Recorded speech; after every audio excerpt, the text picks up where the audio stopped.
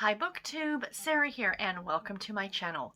Today I am coming to you with my weekly reads for week 45. This is November the 1st through the 7th of 2020. I read 7 books this week, and yes, I actually read 7 books this week. I realized when I was editing last week that I think I said 7 at the beginning, but I actually read 9. But no, I actually read 7 books this week. So pretty pleased with that. Great start to the month of November. So in these videos, as I like to do, I am going to, of course, share with you guys all of the books that I finished over the last week. And then I'm going to talk about what I'm currently reading. And then I am going to share some new books that I have picked up, physical books that I've picked up.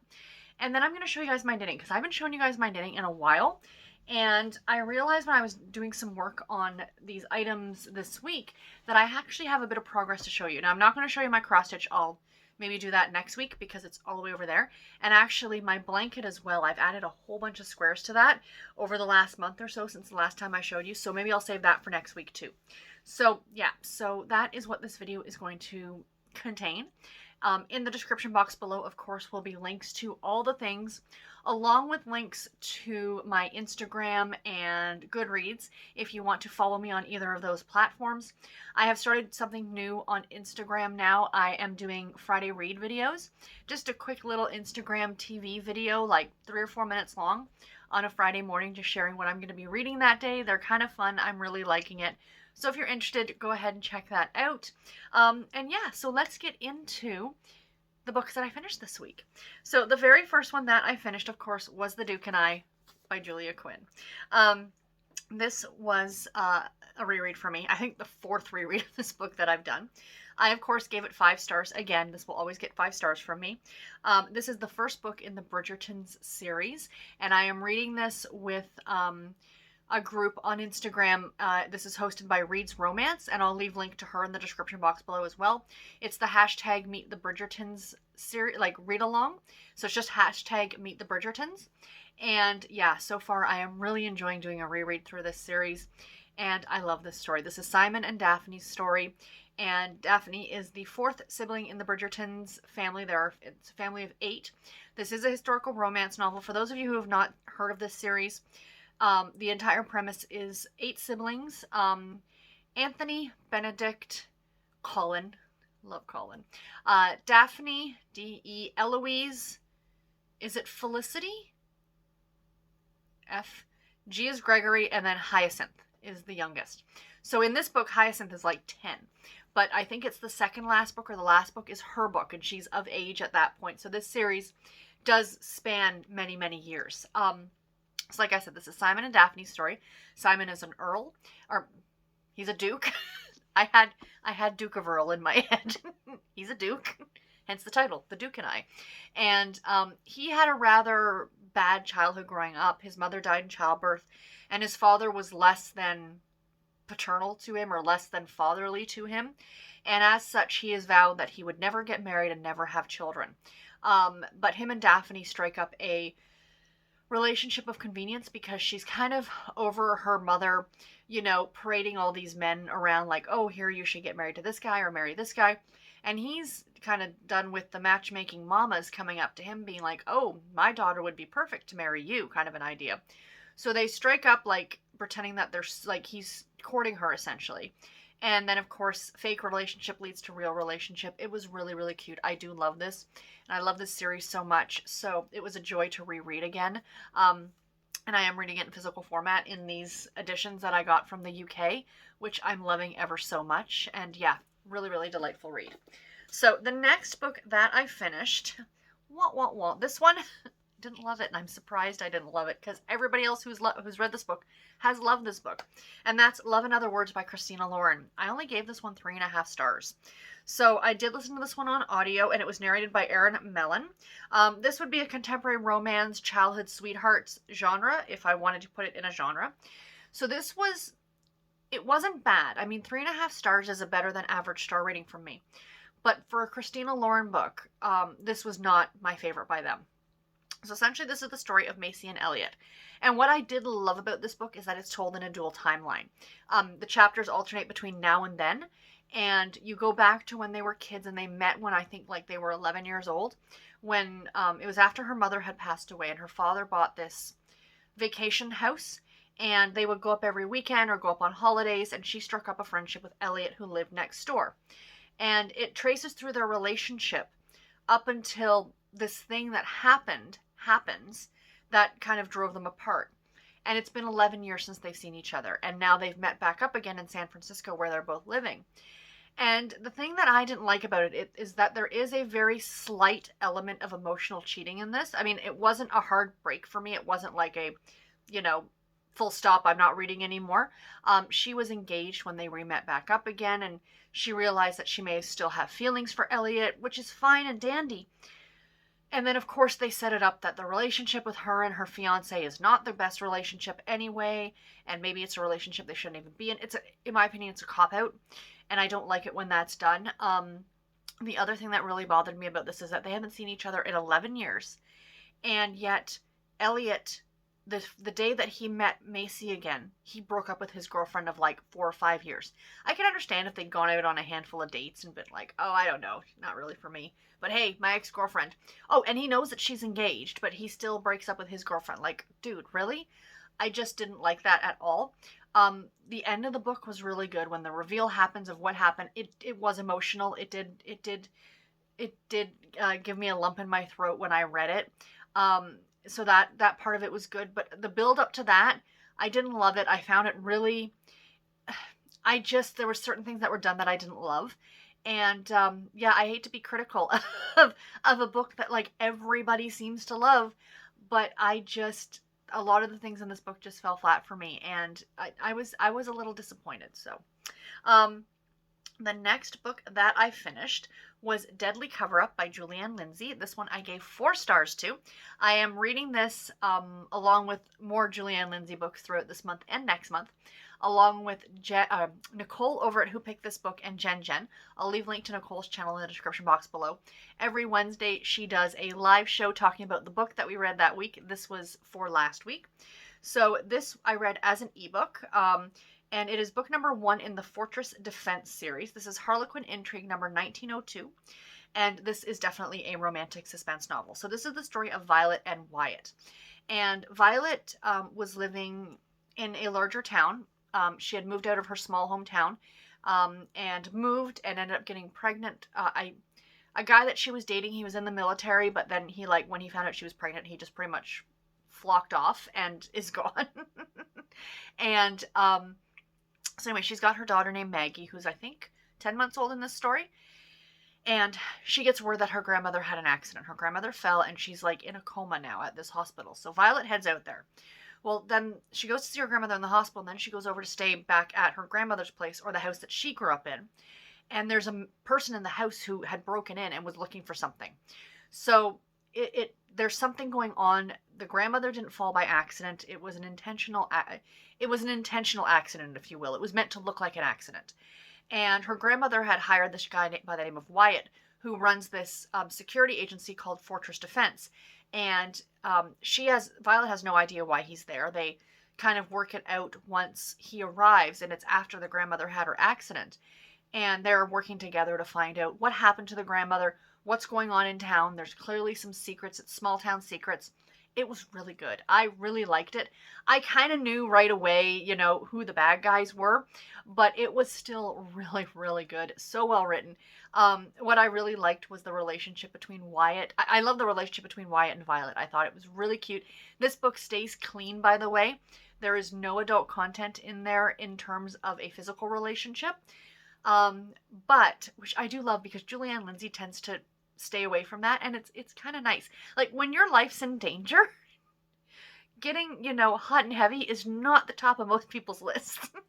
So I always kind of giggle when not giggle like hee, but I always find it kind of funny when, these romantic suspense novels go there, especially when you're talking about novels that are a bit shorter, like these are not terribly long. So if you had a longer novel, like, more time span, it would make sense.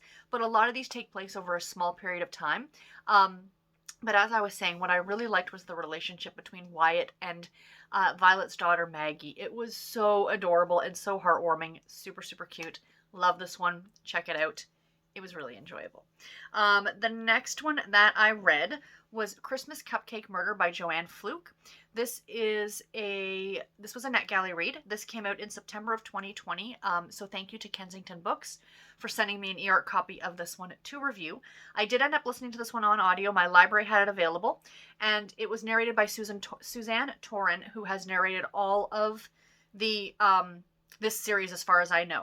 This was book 26 in the Hannah Swensen series. Now, I am only actually up to about book 7 or 8 in the series, so I'm missing a whole bunch. But this one actually happens either before the events of the first book or within the first few books, like between. Do you know what I mean? Like this is going back to an earlier story. So this one was interesting. It wasn't.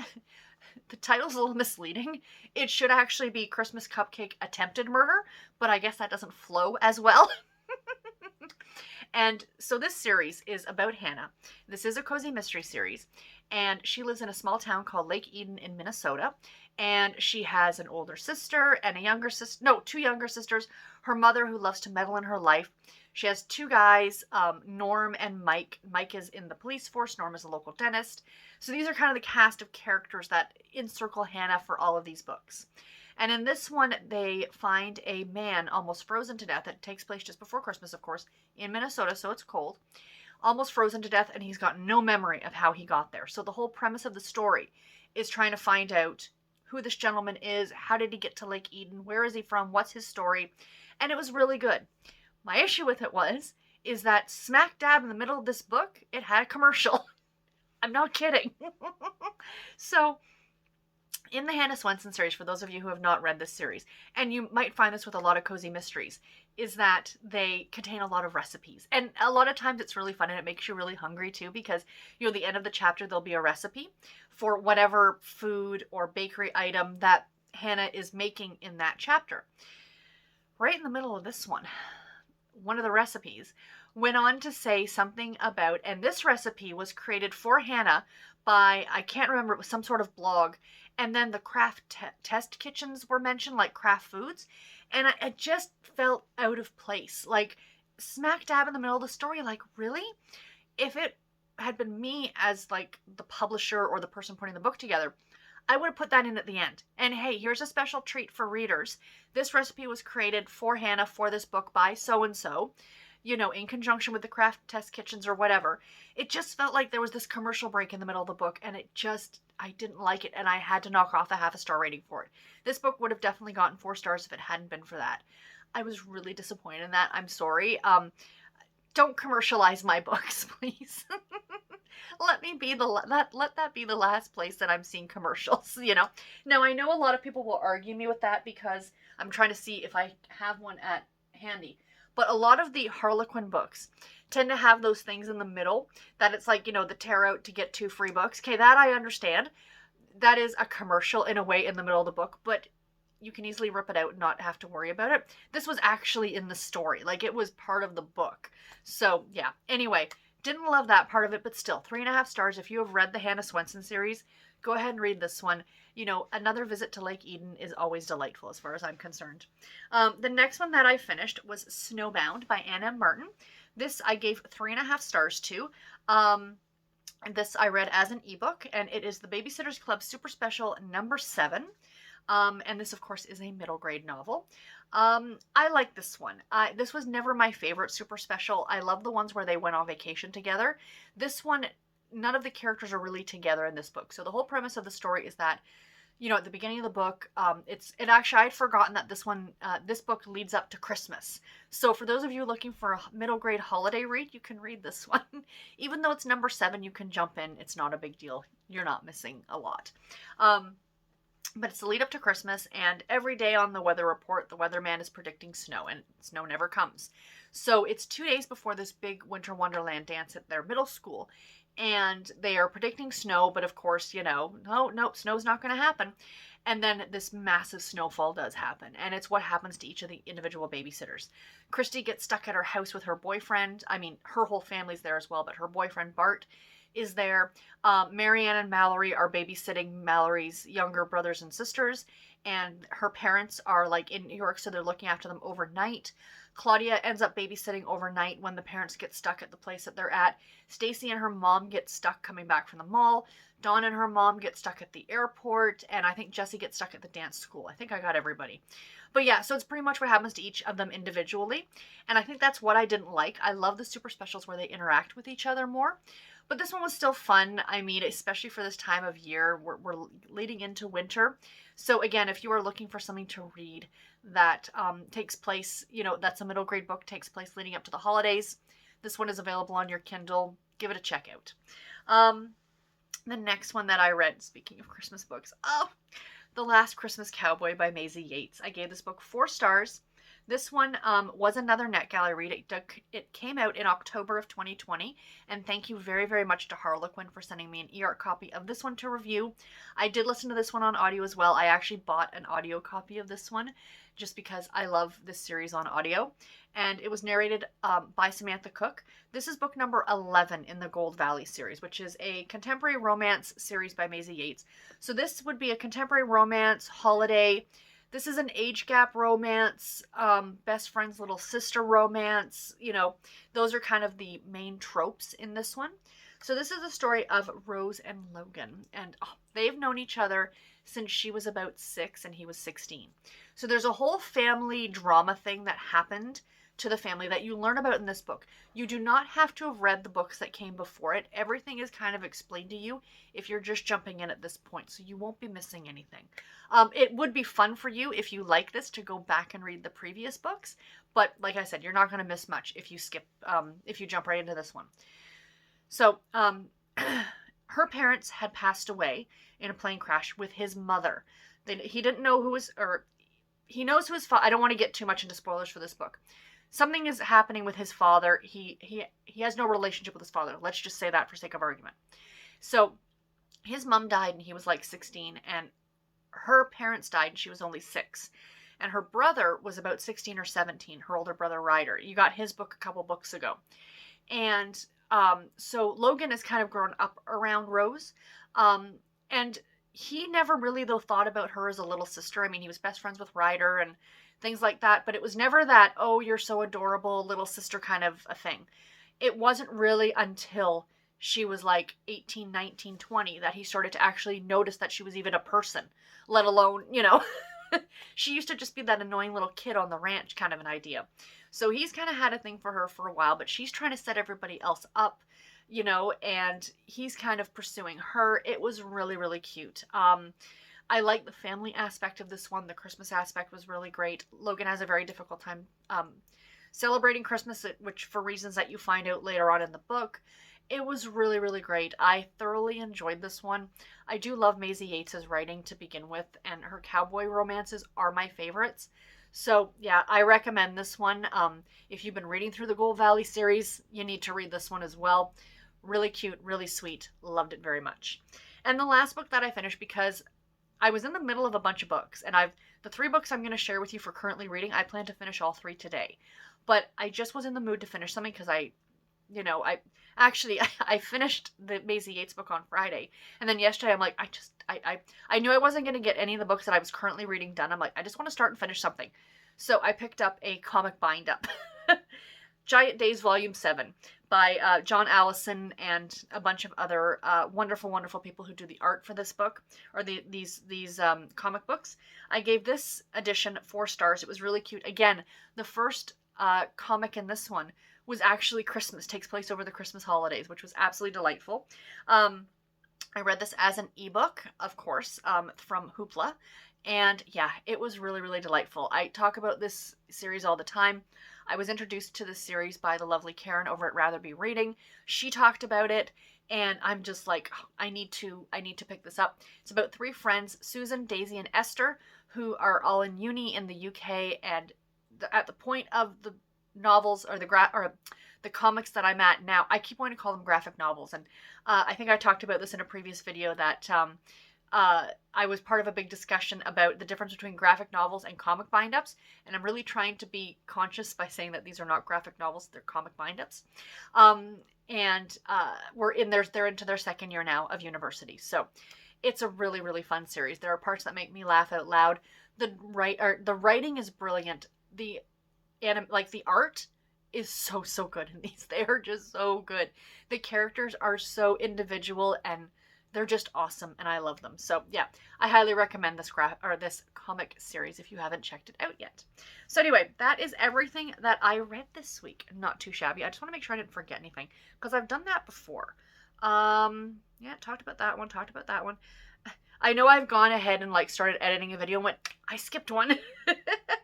But no, I got them all. Okay, so what am I currently reading? My current audiobook is called Murder in the Bayou, Who Killed the Women Known as the Jeff Davis 8, and this is by Ethan Brown. This is a nonfiction true crime novel. It takes place in Louisiana about these 8 women, prostitutes, who were found over a period of time in the bayou or in the swamp, and it's kind of the story of what's happening. It sounds like Ethan Brown is an investigative reporter. I've got about an hour and a bit left on this one on audio. My goal, like I said, is to finish this one today. It's very graphic. It's very sexually graphic and not in a nice way. It's not any sort of erotica kind of an idea. This is brutal, violent, like violently, graphically sexual kind of an idea in parts. It's also a lot of swearing. This is not for everybody. But so far I'm enjoying it. So like I said, I think he's an investigative reporter and this is what he has written about this case. So far I'm enjoying it, like as much as you can enjoy something like this, but it's very, very interesting and very intriguing and I'm liking it a lot. And then for something completely different, my current ebook is A Surprise Christmas Wedding by Philippa Ashley. This is a UK-based author and it's a UK book. It takes place in the Lake District in England. And it is about a girl by the name of Lottie. And she, at the beginning of the book, she was engaged to this guy, and then they broke up, or he broke up with her. And then a year has passed, and she's working at this estate. And he shows up with his new fiance to get married. So, yeah. And then, of course, she's having a potential relationship with the estate manager, this guy by the name of Jay. So, yeah, so far I'm really enjoying this one. I'm a little over halfway done it. But again, my goal is to get this one done today as well. And the last one I'm finishing off today, I plan on getting 3 books done today, you guys. Let's see if I can do it, is going to be The Viscount and Me. The Viscount Who Loved Me by Julia Quinn, the second book in the Bridgerton series. This is Anthony's story. So pretty. Oh, I love these. Love these so, so much. So, yeah, I will talk, of course, more about this one next week in my weekly reads. So, what else do I have here? New from Netgalley.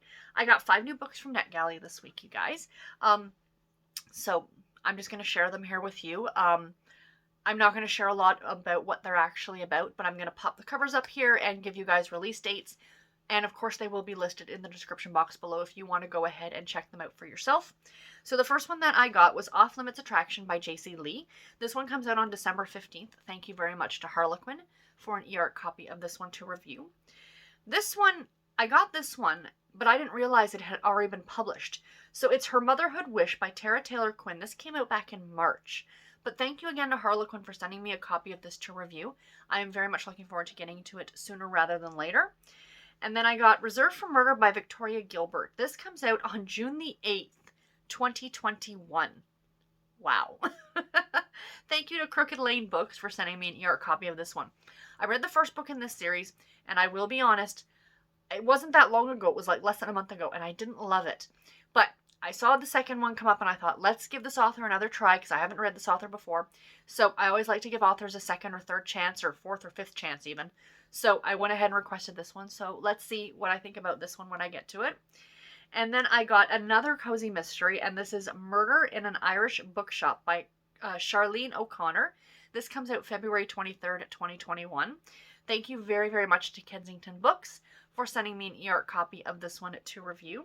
And last but not least, I'm looking forward to this one, His Last Chance Christmas Family by Michelle Major. This comes out December 1st from Harlequin. So I did request this one, but I have to be careful now going forward requesting the special edition books from Harlequin, because I do now get the subscription to these, the ebook subscription.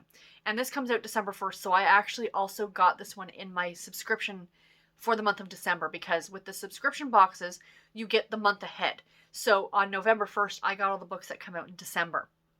So I have this one. So I just have to watch you know, when I'm requesting books now on NetGalley from Harlequin, not to request any of the special editions because I am getting them anyway. So, and of course, once I get to them, I will review them here regardless. So, yeah. But anyway, still, thank you to Harlequin for sending me an e-art copy of that one to review. I am looking forward to it immensely. Sorry, guys. So, that is that. I have a little mini book haul here. Sorry, it's Happy November, guys. I'll be using the Halloween mugs all year round. It says, the Good Witch is on vacation. And she is. Cheers. The Good Witch needs a vacation. So, I've been back at work for 2 months. I need a vacation, people. So I did buy a few new books this week. There are more, like next week I should have more books to show you guys. But like I said at the beginning, follow me on Instagram because if I have unboxings and things like that, that's where I'm intending to post those. The smaller ones. And I have an order coming probably on Wednesday from Chapters Indigo here that I placed. So I'll be unboxing that on Instagram. But anyway, I do have some books still coming from Thrift Books. I did place a Thrift Books order. I've placed a couple of Thrift Books orders. But I got The Accused by Jana De Leon.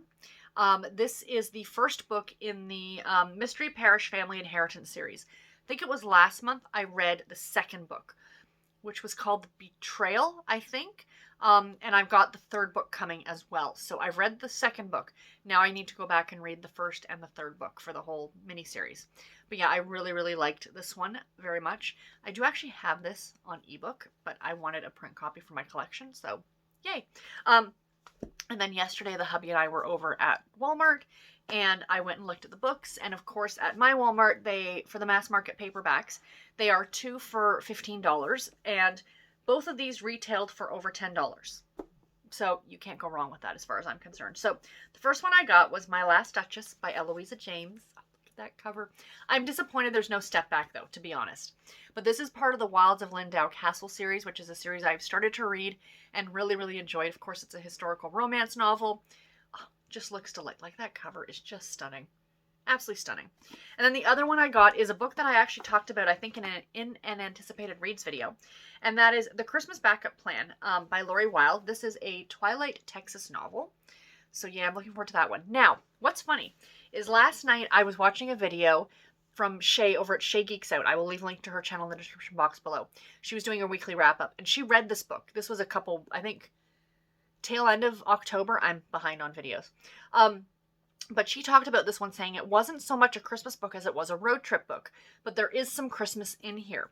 Now, if you watch my video that came out this morning, Sunday morning, the announcement for the Create Your Own Holiday Adventure, one of the prompts is to read a holiday romance or a holiday road trip book. So this is the book I'm going to read. So thank you, Shae, for pointing that out, because now I know I have this earmarked now as my road trip book. So I'm so super, super stoked about that. I can't wait to get to it. Now, the other thing is I want to talk about, this is being billed as a mass market paperback, but this is also a mass market paperback. But can we talk about the size? So this one, the Lori Wilde one, is actually wider. Do you see that? And it's just a tad bit taller. And it's almost like it's a mini trade paperback. I kind of love this size. Now there's another, excuse me. I noticed the new Heather Graham book is in the same size. Now this is published by Avon Books. This is published by Mira, but both of these are subsidiaries of HarperCollins or Harlequin or what have you. I kind of really love this size. I mean, it's that mass market paperback. It's the feel, it's this, it feels like the size of a mass market paperback, but the joy, the floppiness of a trade paperback. And I'm kind of here for it. I love it. So yeah. So I wanted just to share, oops, sorry for knocking the camera. Just wanted to share that because I kind of really love the size. And the print in this is a decent size as well. So yay. My only thing is like, I don't know what book sleeves these are going to fit into. I don't think this is going to fit. Where did I put those book sleeves? Oh, here that is. So here's the one that I have that, oh no, look at that. It'll fit. Yay. Okay, it'll fit. I'm happy. Good enough. So yeah. Looking forward to reading this one in December. Now, on to the knitting. So, chatty bits, life stuff, nothing interesting. Work. I work, I come home. That's pretty much it. I mentioned last week that my hubby got a new job. His first day was on Thursday. he did like a little bit of orientation stuff on Thursday, and then tomorrow he starts, and he's doing a week of training, so it'll be Monday through Friday. But then going forward, his days off are going to be Wednesdays and Thursdays. So he doesn't have the weekend off, but he works 3 in the afternoon till 11 at night. So even on a Saturday or a Sunday, I'll still see him, and it's going to be fine. I mean, he's worked the shift before. It's the shift that he likes, and it works well for me as well because my hours are 11 till 7. So we both kind of work a bit later in the day in a way. But yeah, so hey, it is what it is, and it's a job, and he's excited, actually. So that's all that matters. So on to the knitting. I only have 2 things that I really want to show you guys. Next week, I will remember to show you the blanket as well as my cross stitch, but for right now, I've only got my shawl. And yes, you guys, I do actually have a book sleeve now in the same fabric. And that makes me happy. I love this book sleeve. I've been using it for the Bridgerton books to take them to work. And somebody at work commented saying, what is that? I'm like, it's a book sleeve. And they said, why? And I said, so your book doesn't get damaged in your bag. And they kind of looked at me for a second and went, that's brilliant. I'm like, isn't it though? So first off, I'm going to show you guys my shawl. So this is the Free Your Fade? I can never remember the name of this one. Is it the Free Your Fade or the Find Your Fade? No, the Find Your Fade was the big one. Was the massive beast. Free Your Fade. This is the Free Your Fade by Andrea Mowry. I'm into the last color. It will look like I haven't gotten a lot done, but that's because these rows are super long, and I have almost 200 stitches on the needles, and I still have a bit more to go on this. But that's where I was. My little Sophia stitch marker was the last place that I showed you a couple of weeks ago, so I've gotten this done. So, I mean, like I said, it doesn't look like a terrible lot, but it really, really is a lot. So, yeah, so this is a shawl that fades from 3 different colors. Come on, I don't want it to fall off the needles. That's my fear. So we start, it's a big shawl too. So we start out with this beautiful silver color here, and then it moved into this gorgeous gray and blue color right here, and now into this beautiful blue. So these are 3 different skeins of yarn that I have used that I have faded together myself. So yeah, I am really looking forward to eventually getting to wear this beauty. It's going to be lovely, and I cannot wait. So yay on that one. So yeah, I've been enjoying that. I got to get that done. I've got Christmas knitting that I need to do.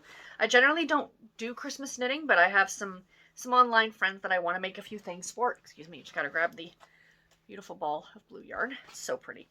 Oh, and I have a ball of yarn I want to show you guys that I got in the mail this week too.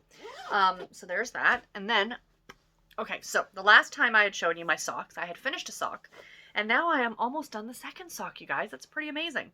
So the little witch is where I was the last time I showed you. I only had this much done, and I've now done this, including putting in the heel. So now I'm just working on the foot. And then this sock will be done. And like I think I said the last time I showed you guys, these are fraternal twins. They're not going to match, but I just wanted to show you. Oh, that's the back. There we go. So yeah, they're going to be super cute. I think they're going to be so awesome. My fraternal twin socks. I love them. I absolutely love them. They're making me so happy. So yeah, so the pattern on these, that pattern, that gorgeous slip stitch pattern, is called Twizzlers, and it is a free pattern on Ravelry. The Free Your Fade pattern is a paid for pattern on Ravelry. It's a really, really easy sock pattern. And then the yarn is from Knit Picks, and it is their Felici Vampire Vibes is the name of the yarn. But yeah, I really, really like it. So those have been a lot of fun to knit on. And then once these are done, which they should be done by the end of this week, so I should have them finished to show you next week. I'm not actually casting on another pair of socks till December 1st, because there is a yarn dyer here in Canada. She is actually out down east in Nova Scotia, and the yarn company is Ravenswood Fiber. I will leave a link to her shop in the description box below. Her yarn is very, very reasonably priced. I find a lot of indie dyers tend to, I know it costs money to do it. I totally get that. Don't get me wrong. And you should be paid for what you're doing. But her yarn is extremely reasonably priced, I find, compared to a lot. I find a lot of dyers do tend to jack the prices on things. And she's got a lot of amazing colorways. And she does free shipping to Canada and the US. Free shipping, you guys. She packages her yarn. I wish I had saved it to show you.